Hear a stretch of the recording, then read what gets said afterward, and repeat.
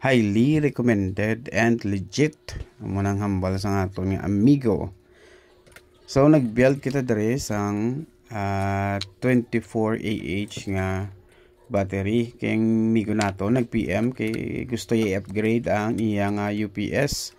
Ang UPS ya may ara 1200 watts no capacity or power, and then ang ang kalawigon gidlaga lang sa mga 23 to 35 minutes sambalya. So plano siya nga i-upgrade. So ang hambalya una is gamitan naton sang Lion nga battery. Rambal ko singko upgrade kina gilang butangan gamitan tanalay PO4 no, lithium phosphate. So amo nigin bakal ta nagbuild ta kay gusto ya maglawig isa at least isa ka oras. Isling ko te perfect gini no.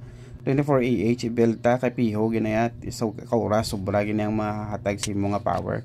Kay nga PC may around 140 to 180 watts.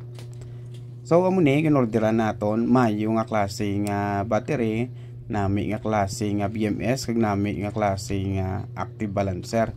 Kay gamito niya ni nga daan 24 hours kay embalya 24 hours ni ganda rin PC ya. So gimbaklan ta na mayo ang mga pisas para sure ball hindi man tablang mapahiya. Kag amo ni ang aton nga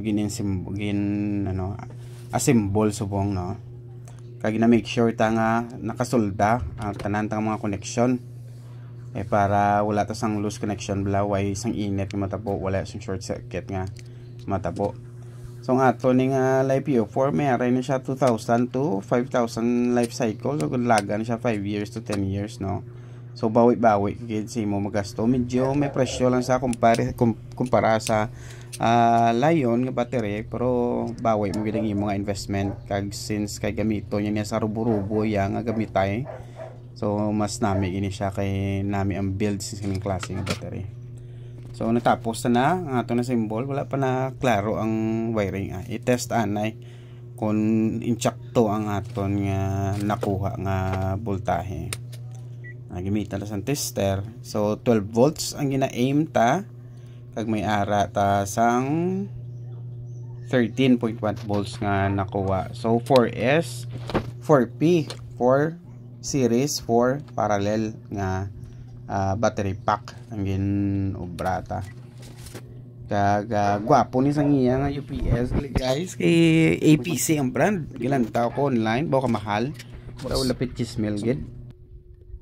Are i-test ta. As you can see no, nami sang UPS green ng standby light.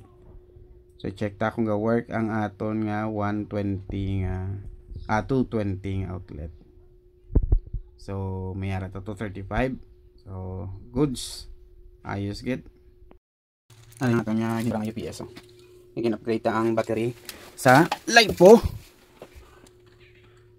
LiPo battery 24Ah from lead acid 9Ah to LiPo 24Ah nga battery. Alay na UPS ta. Ayos. Thank you sa pagsalik sa aton nga amigo customer. Upgrade battery UPS APC UPS.